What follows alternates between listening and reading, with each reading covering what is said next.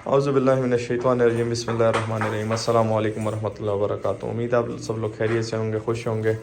इनाम भाई फैसलाबाद से इनामुल हक भाई रिटर्निंग कस्टमर है हमारे, इनको ऑटो ड्रिंकर भी हम पहले दे चुके हैं।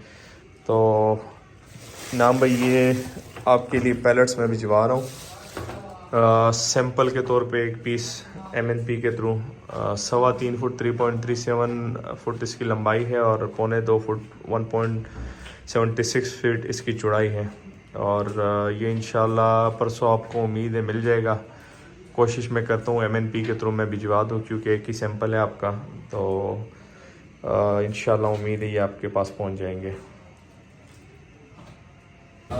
इनाम भाई 1300 रुपये इसके मैंने पे कर दिए हैं।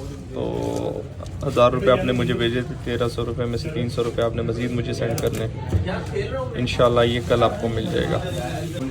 ये जी इनाम भाई आपका ये वाला एक पैलेट हो गया और ये लिपर्स में मैं आपको भिजवा रहा हूँ। ठीक है, ये इंशाल्लाह कल मिलेगा फैसलाबाद में, परसों मिलेगा। परसों इंशाल्लाह आपको फैसलाबाद में मिल जाएगा। और वीडियो एंड करते हैं, दुआ में याद रखिएगा, 5 वक्त की नमाज़ अदा कीजिएगा, अपना ढेर सारा ख्याल रखिएगा।